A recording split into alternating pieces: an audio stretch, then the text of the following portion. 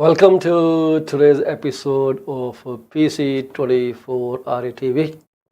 Today we'd like to talk again about residential tenancies and problems. But before we go there, I would like you to watch this video that is doing tons of rounds these days. Here is it.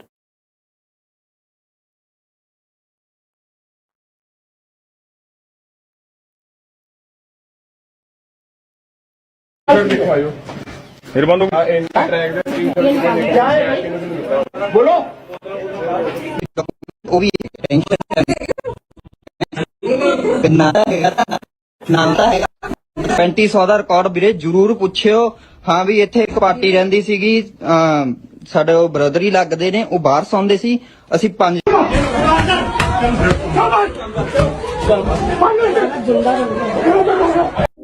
वक्त अभी आपका है। Richmond beach ਕਿਹੜੇ ਤੇ ਜਾ ਰਹੇ ਸੀ ਲੋਕਾਂ ਦੀ ਹਮਦਰਦੀ ਲੈਣ ਲਈ। ਪਤਾ ਕੀ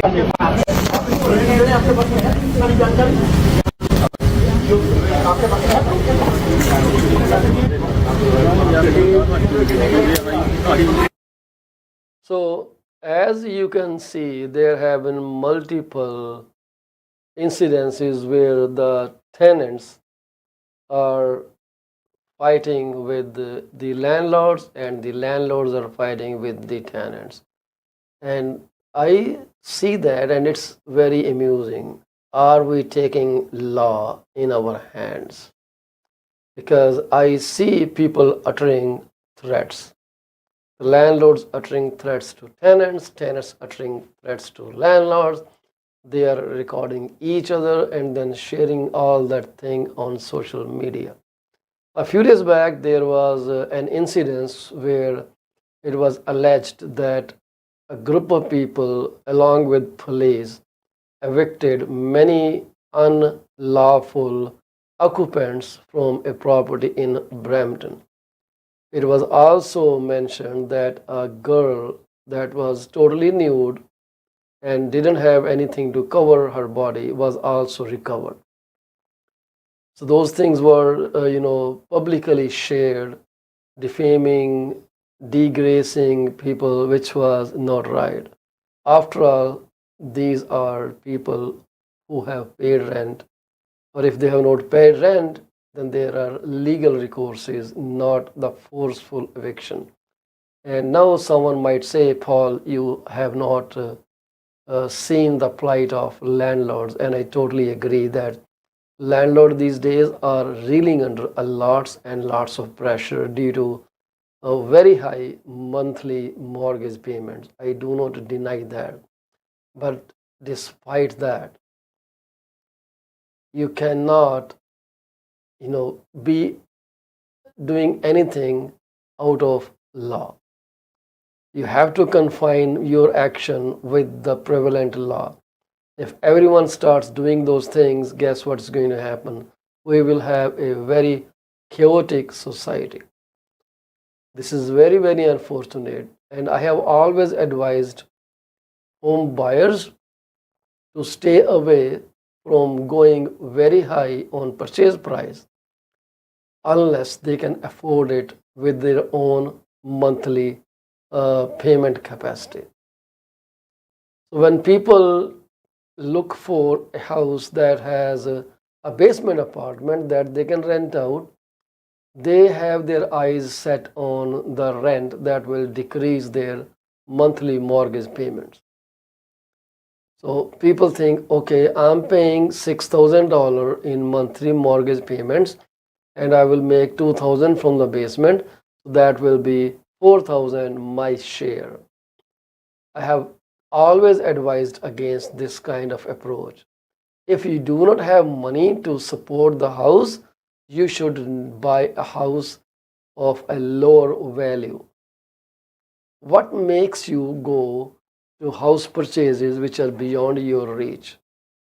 And I know there are many professionals who will glaringly mention in the listing on the system saying rental apartment income of 2,000, 3,000. But what is the guarantee of that rental income coming non-stop? There are circumstances where the tenant may be disabled to earn, may have an accident, may not be working, may be jobless. And what is going to happen then? And you are barely surviving with your own income. But now you purchased a home and the mortgage is totally unaffordable because now the tenant has stopped paying you rent. And this results in this kind of arrogance, this kind of, verbal abuse with each other. And this is not right, at least not in Canada. So this lady, I don't know where the house is, but she was threatening those guys and even her husband, threatening those students that they will file a complaint, that they were threatening their children, and they were very confident the police will take action and spoil their career. Is this where we have come down to?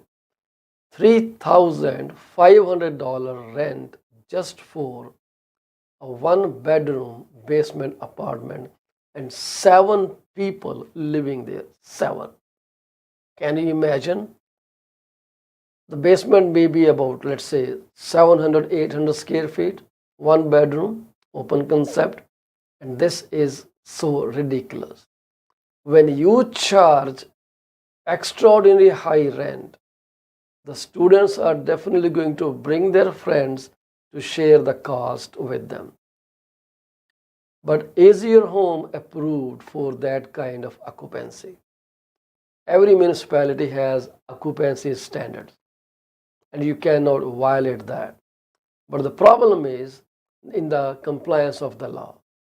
When city officials visit the property, if there is any complaint about many people living in the house, then city gives a notice, and when the inspector comes, either there are lesser people or they just tell that they are our friends. So I had a phone call with one of my friends. His name is Mr. Rajiv Verma, who is a mortgage broker. A very good guy. If you need business to do, please give me a call, Rajiv Verma. So he mentioned that this is what is happening and about the incidents in the Brampton where they publicly defamed one girl that she was found nude. Actually, there was no such case. There was no nude girl. So this is all unofficial. I have not witnessed any of this. But there are laws in place that must be followed. For common elements, rooming, the laws may be different. So if you are thinking of renting to a bunch of students with you, living with them, using the same kitchen and bathroom, that is shared common elements, then there are exemptions from LTB, I guess. But again, do speak with your paralegals or any lawyer and get real and accurate and updated information from them. It is very critical that you are aware of the legalities, and you cannot just be physical with anyone in Canada, be it tenant or be it anyone, unless you intend to spoil your own career and be a criminal. This is ridiculous. So there are so many detailed information about who is landlord, who is tenant, who is occupant, and all those things need to be understood. I wanted to bring a paralegal on this broadcast today, but unfortunately, the paralegal was busy. If you are a paralegal and would like to participate, just write your comment and I will let you into the broadcast and share your mindset with us. Like I said, I am not a paralegal, so all my opinions are totally based on my personal experience or whatever I have researched from the system. So this is where we are. So legalities about Landlord and Tenant Act are very, very important to know. So people, when they become greedy, and greediness is a curse that has been said since ages. It's not something that I am saying today. People have said that again and again. Thank you very much, Matt, for joining. So the problem is the greed of making more money. Why? Because the landlords are paying more money to hold the house. I know that. Recently, one of my client, actually my close friend these days, and they have been renting for a long time, 9 years now. After they sold their house, they could never afford to buy a second house. So their landlord suddenly wanted to increase the rent by $1,000. But then he came down to an increase of $600. And this guy, a very simple, down to earth, totally lack of internet knowledge and online knowledge, very simple family. They were scared like anything. So he called me and I told him, A, nobody can increase your rent by that much amount.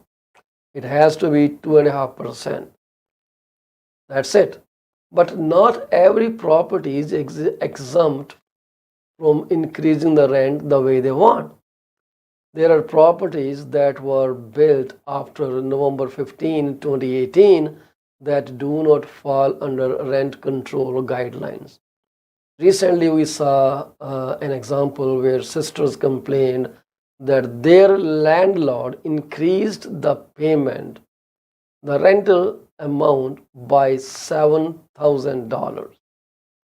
So from $2,500, the new rent that was demanded was $9,500. And they knew little about this building, that this was built after November 15, 2018.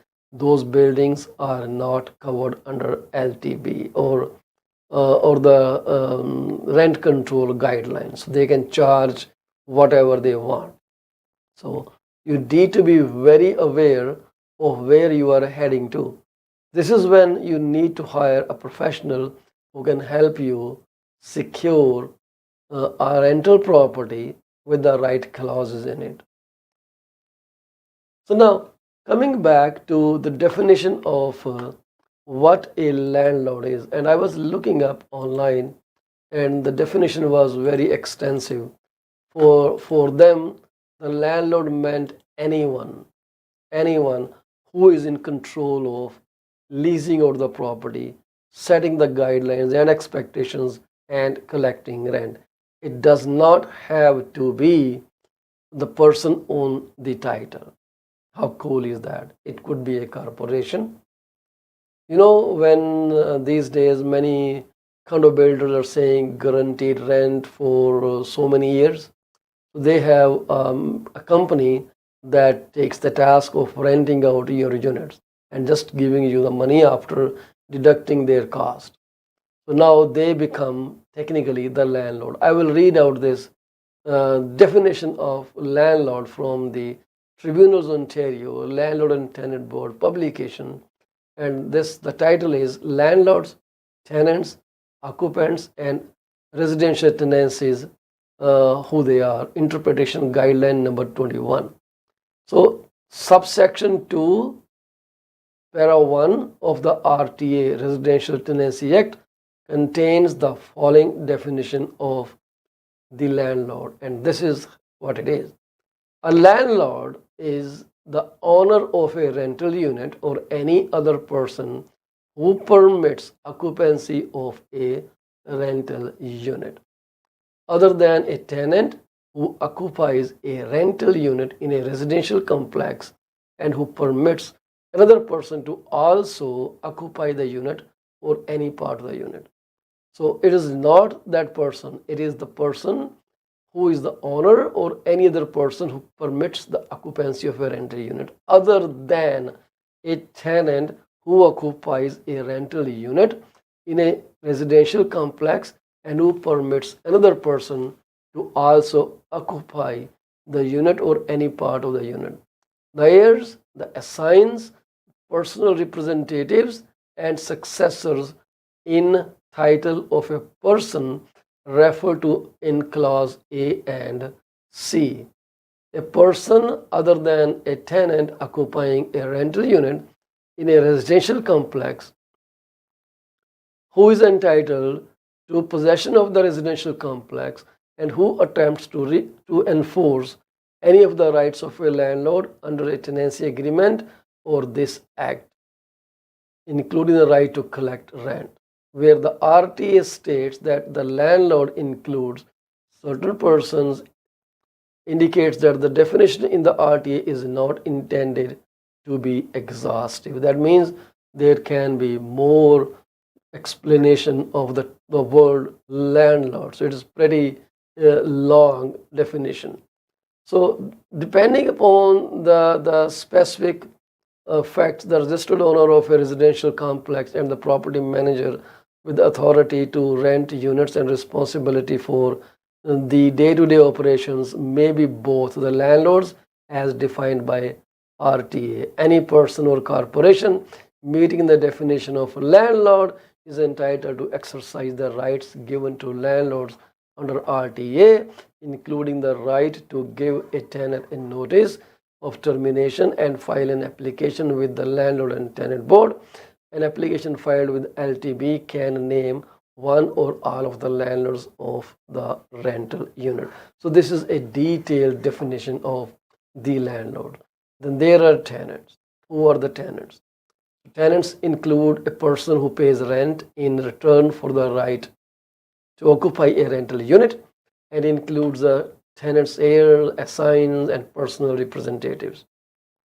But tenant does not include a person who has the right to occupy a rental unit by virtue of being a co-owner of the residential complex in which the residential unit is located, or a shareholder of a corporation that owns the residential complex.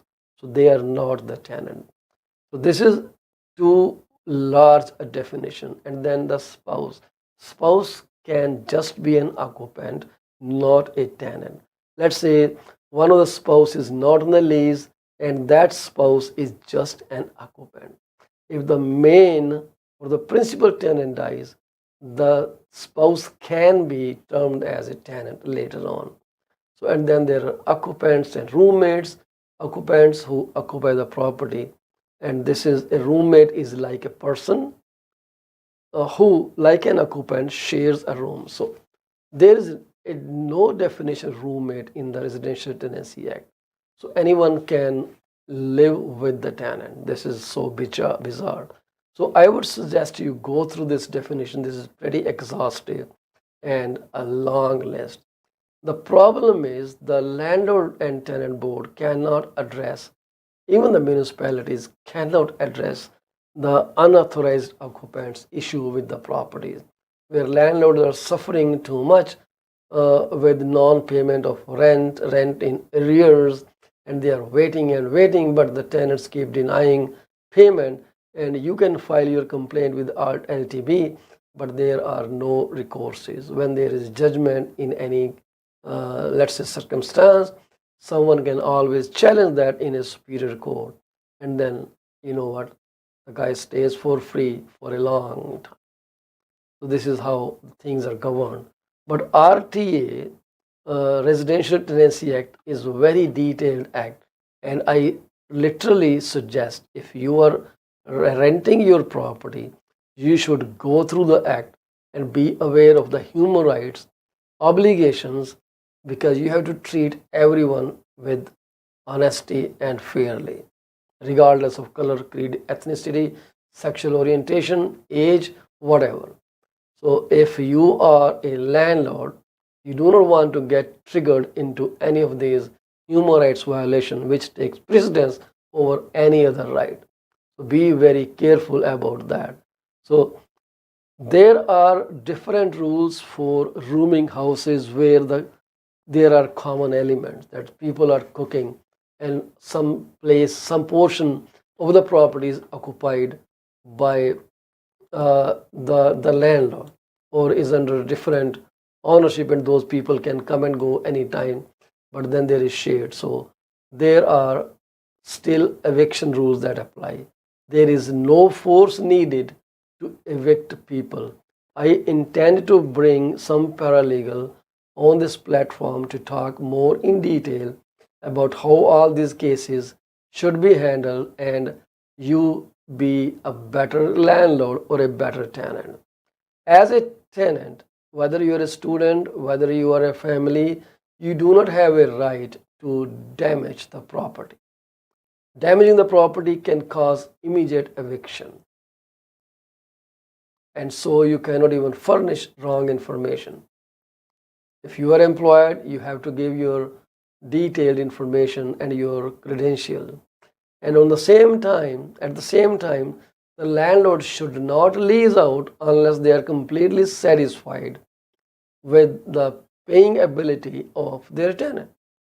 Just a few days back, I know someone denied uh, renting to someone based off their credit report and lack of funds in their bank account. The explanation was pretty simple. The landlord was not convinced that the person would be able to keep paying monthly rent of $4,000 despite promises by the potential tenant that they can do so. And because the guy was very diligent, so he didn't want to take a risk. So this is respectful. Financial worthiness is something you can think about. Credit worthiness, the responsibility toward paying monthly rental payment is a very critical component. But when people rent to multiple persons or students, then they are exposing themselves to greater risk than they have imagined. Just thinking that they are newbies, they know nothing about Canadian rules and regulation, does not mean that you start mistreating them. What kind of image are you giving those people? What kind of citizens are you raising by doing such act? It's really important that you treat people with respect, even if they are newcomers or they know nothing about law. It is your responsibility to make sure they understand it. Have you guys signed up a lease? If you have, you know it is mandatory for you to have Ontario standard lease signed.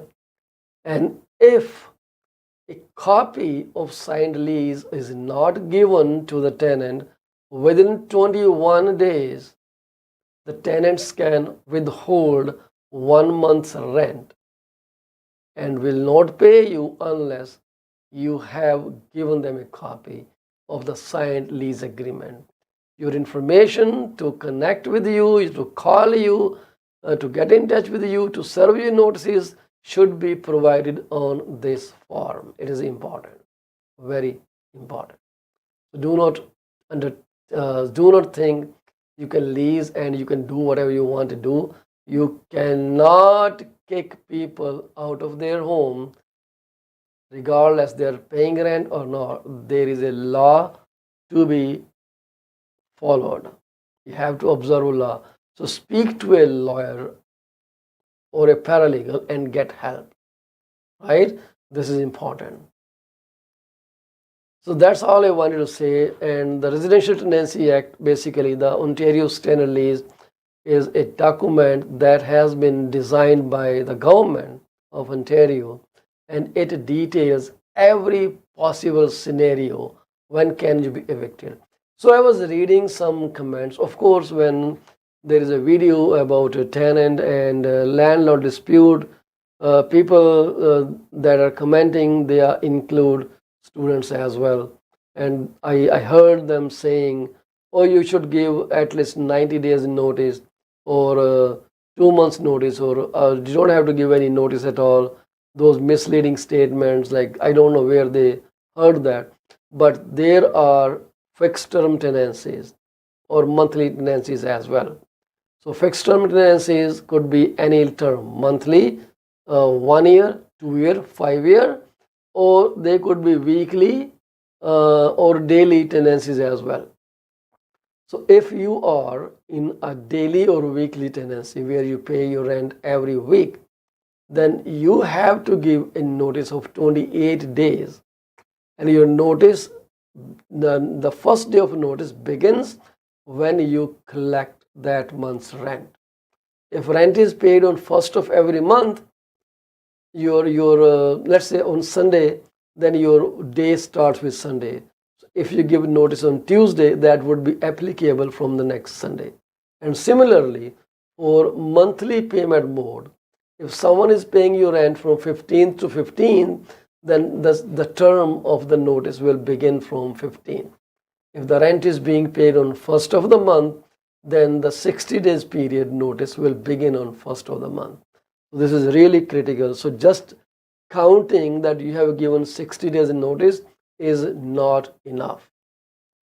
So it could be the notice period is at least 60 days for monthly or fixed term tenancy, and it is 28 days for daily or weekly or bi-weekly tenancy. It could be, you could give a notice 70 days, but your 60 days will be from the day the rent is collected, right? So even though rent is delayed, doesn't make any difference. The contractual date is 1st or 15th or whatever date you selected on your agreement. Rajpaji, welcome to the broadcast, sir. Nice seeing you here. So the other day when I ran that live video, oh my God, what a chaos it was. And I'm glad that I stopped doing it. So now you must understand that when the term expires, right, you do not have to sign any paper if the lease is being renewed. Lease automatically moves to month tenancy. You don't have to sign any paper. You don't have to make a new lease agreement. Right? We'll continue this discussion after a little break. Stay with us, please.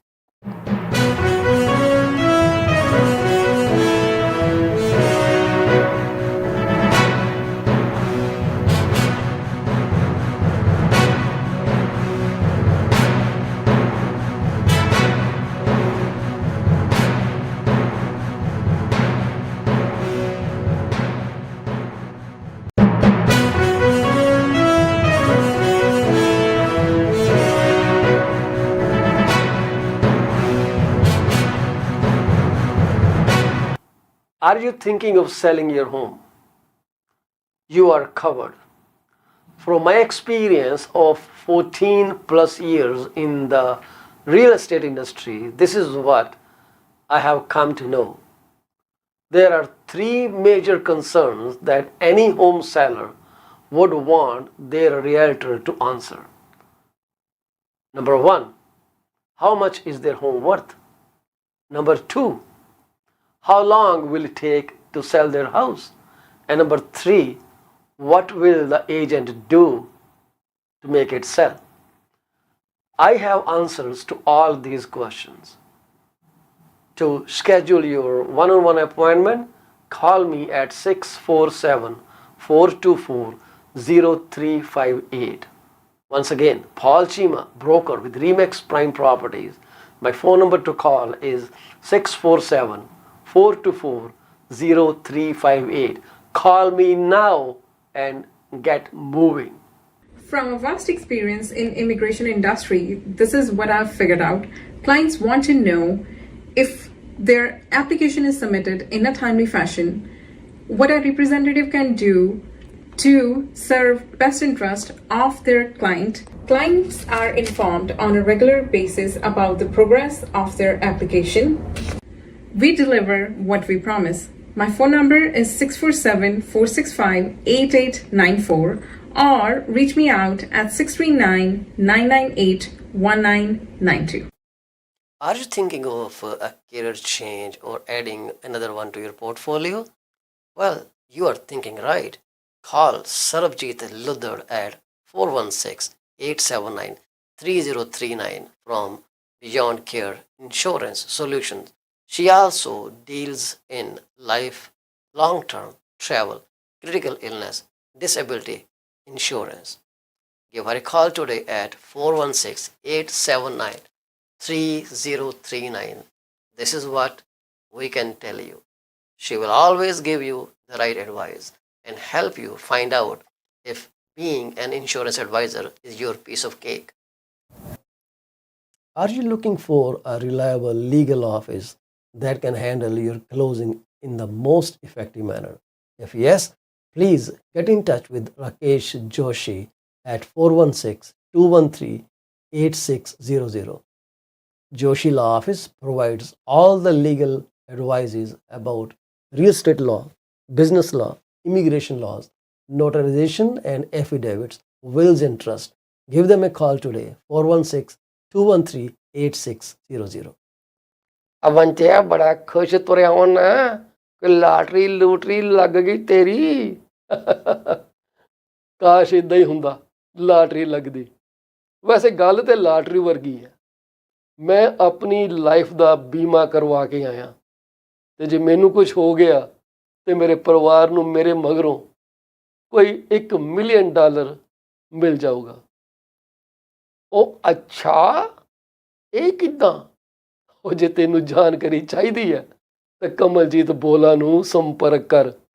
ਉਹਨਾਂ ਦਾ phone number 647 772 1481।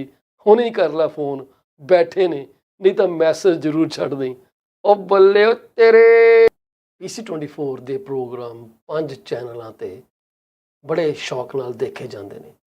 ਜੇ ਤੁਸੀਂ ਆਪਣਾ business ਸਾਡੇ ਨਾਲ promote ਕਰਨਾ ਚਾਹੁੰਦੇ ਹੋ ਤਾਂ 647 333 2273 ਤੇ ਕਾਲ ਕਰੋ। ਕੁਝ ਸਮੇਂ ਵਾਸਤੇ ਇਹ ਸੇਵਾਵਾਂ ਬਿਲਕੁਲ ਮੁਫਤ ਦਿੱਤੀਆਂ ਜਾ ਰਹੀਆਂ ਨੇ। 6473332273।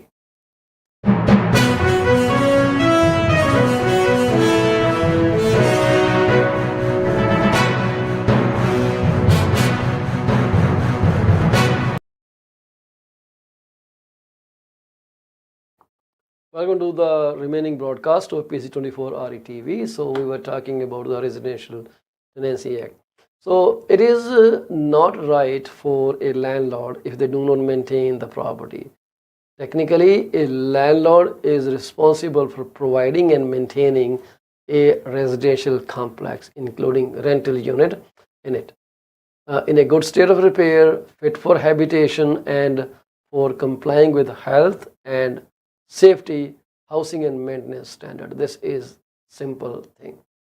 Some people think if they have transferred utilities in the name of the tenants, they are free from further responsibilities. I do not think so. Basically, you are the one responsible for making sure your house is updated and maintained. You can build the tenant later on, but it is your house, your responsibility to keep. Let's say the tenant loses a job and then he stops paying the utility bill. They were in his name or their name, and now the companies, the utility providers, they disconnect. They won't disconnect just the basement or let's say the whole house is rented. They will disconnect. And then who is responsible? As a landlord, it is your responsibility to make sure the temperature is maintained as per Ontario guideline, which is I guess 20 degrees or 25 degrees. You have to keep that and make sure the house is in good shape. If there is extensive damage because of willful or intentional negligence of tenant, then well, you can serve them an eviction notice, but cannot keep someone without the basic amenities that are your responsibilities. This is very critical that you understand. And you cannot increase rent of your whims and fancies. That, oh, okay, this time my monthly mortgage payment has gone up by $500. So what I will do, I will increase the rent by $500. Well, you invested in a property, and then every investment is subject to losses. So, well, this is the time to have losses. If you are that much worried, why don't you just sell the property and wash your hands off? That may be a pretty easy job to do, but don't think you can disconnect the power lines or water lines to your tenants. You have to keep them regardless you get paid or not. This is unfortunately true, but this is because the Tenancy Act is very much sided with the tenants. Those are the people that have the risk of becoming homeless while you are still enjoying your home. So I guess that makes all the sense. So there are so many things that can be talked in this broadcast, but I will just hold it here, and I will try to bring a paralegal. Then we are going to discuss the burning issues that we are seeing in Brampton and other Peel region municipalities. Not even here, it's everywhere. I am seeing that everywhere happening, even in Surrey or in Alberta. Well, this is what it is. People are losing jobs. How can they pay? Students are having hard time between studies, work, and their personal life. It is killing. Just imagine yourself alone. So be a bit empathetic. So why do you rent to 10 people? Why don't you just say not more than these people? If you have done Ontario standard lease, add a schedule to it, writing down the names and gathering the IDs of each and every one of them who lives in the property. You can set up cameras to record if persons are living there for an extended length of time and then face them, serve them a notice. No one other than those mentioned in the schedule should be on the lease, should be in the house. So it is really important that you keep updating. And I see some homeowners just give right to one person to keep renting, and they say, okay, my lease would be with you. I don't care how many people you bring in, but they should conform to the occupancy standards of this municipality. And if I try to see occupancy standards, Mississauga, for example, and this is what I see. So the question asked is how many people can live in a two-bedroom house in Ontario, and basically a maximum two persons per bedroom can occupy a room. Household members of any age living as a part of a married or a common law couple share a bedroom with their spouse or common law partner.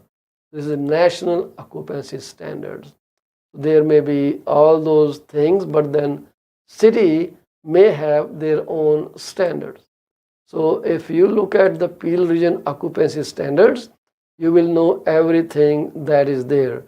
So basically, I'm scrolling down as I try to look at this. So if the household includes two people who are spouses, one bedroom. Two people who are not spouses of one another, parent and child, brother and sister, two bedroom. Two people who are not spouses of one another, such as parent and child, brother and sister, two separate bedrooms. Four people that make up two separate spousal relationship, two bedrooms. Two people who are spouses of each other, and one dependent child, two bedroom. One for the child, one for them. Any of the above scenarios plus one or more additional household members, the number of bedrooms as per above plus one bedroom for each additional member. If you are five people, you need to have four rooms, three plus one for two, husband, wife. So there are occupancy standard for smallest units too. Two people who are spouses of one another, a bachelor unit, they can live there. So refusal of a bachelor unit by two-person household, where the two people are spouses, is not counted as refused under the refusal of offers policy. Two members, one bedroom. So you need to understand that there are rules and regulation. You cannot bring multiple people in one bedroom. It is not allowed. Not only this, there are square footage or per square meter allowances too. How many people can live in one particular square footage? So I probably will share that with you some other time. But I will leave this discussion right here, and we will touch base with it. Touch base later with some qualified paralegal who can give us some more information. So here is what I have to talk about: the mortgage.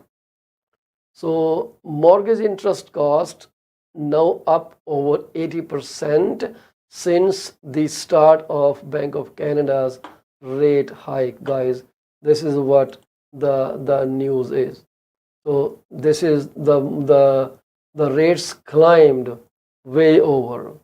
The mortgage rates, mortgage interest cost climbed in the second quarter, and they are over 80% from Bank of Canada's first hike. Mortgage, other more in mortgage news. On a quarterly basis, the interest payments went up by 5%, and this 5% translates to $92 billion in the second quarter. Statistics Canada reported on Wednesday.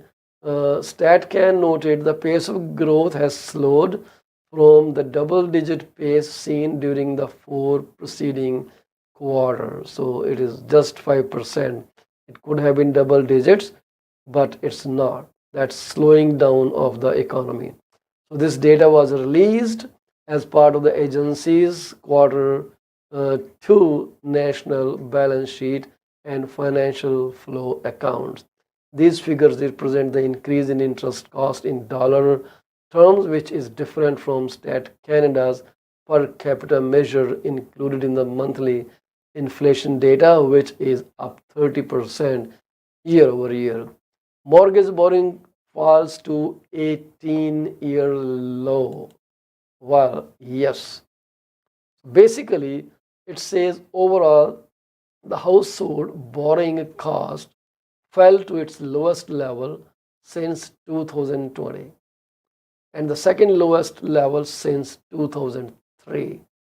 Households borrowed $17.1 billion in funds in second quarter, extending the trend of slower borrowing demand seen over the past three quarters. The slowdown was driven by a marked slowdown in demand for mortgage loans, which fell to its lowest point since 2005 as per Statistics Canada.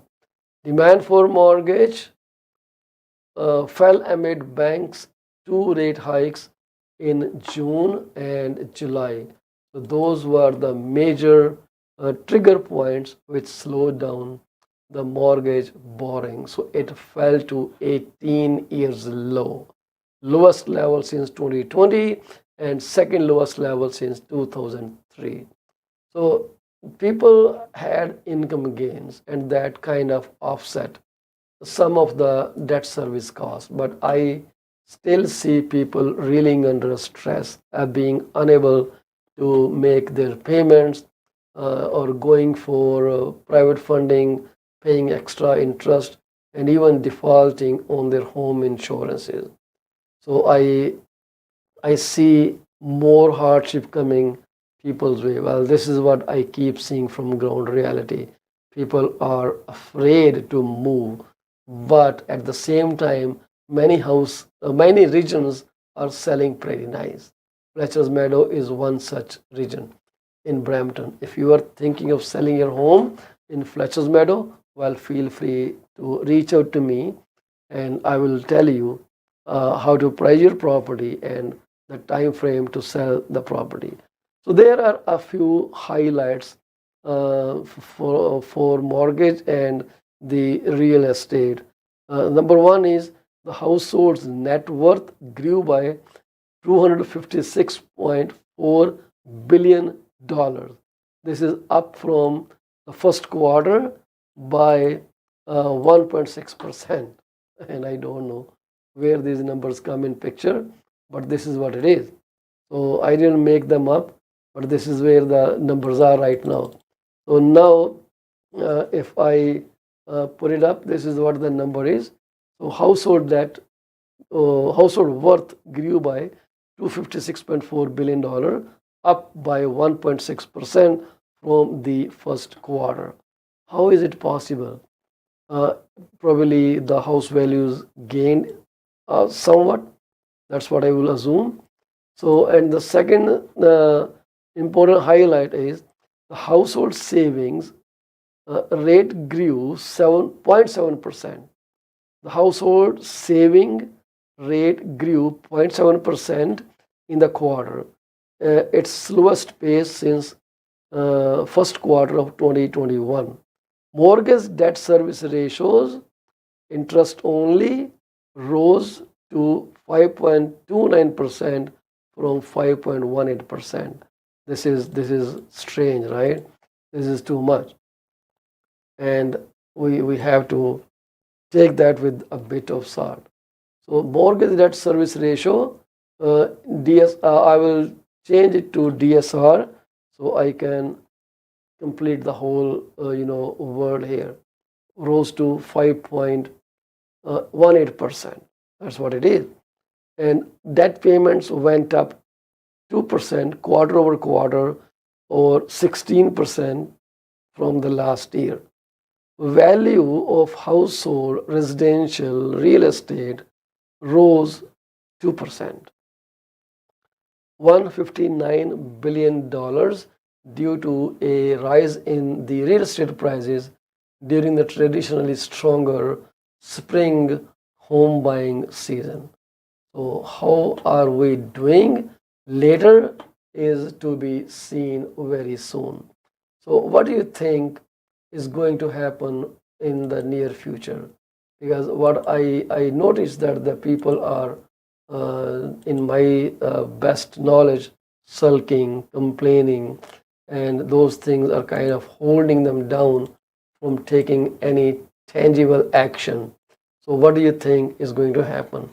Do you think people will stop buying, or they will keep buying? Because for some people, house buying is still a very significant decision, life changing decision.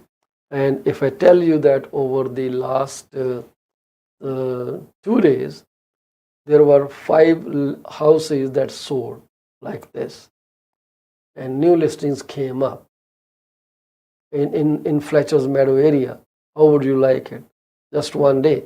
And I have not opened my MLS system yet, but if I open next time, you will be amazed to see how the things go about these housing statistics.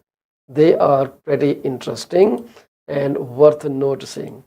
The houses are selling regardless of where the inflation is.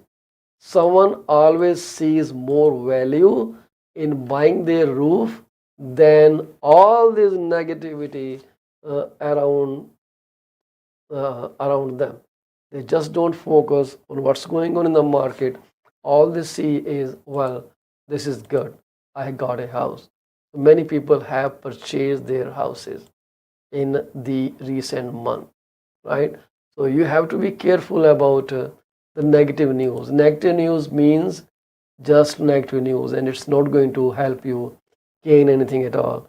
You need to be very strongly inclined. So we have Jasleen Paralegal Services, who works in Brampton, and she is a notary public and commissioner of oaths and affidavits.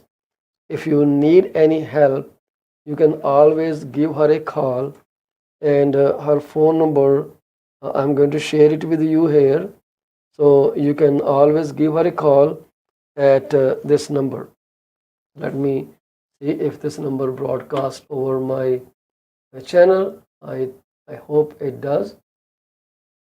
Yes, it does, but it is kind of very shaky, just because the way I'm holding my phone. Let me see if I can showcase it. So if you need any help with the paralegal thing, you can give her a call. This is her number. You can read it. It is 647-622-3236. Jasleen Paralegal Services. So feel free to give her a call and get the best possible deal for yourself and save yourself from any kind of harassment or whatever legal issue you are plagued with. So just try to do that in a better way. That's what I would suggest. So it's time for us to say goodbye to you. But before that, I would like to offer my sincerest condolences to those families who have lost a beloved one on this day.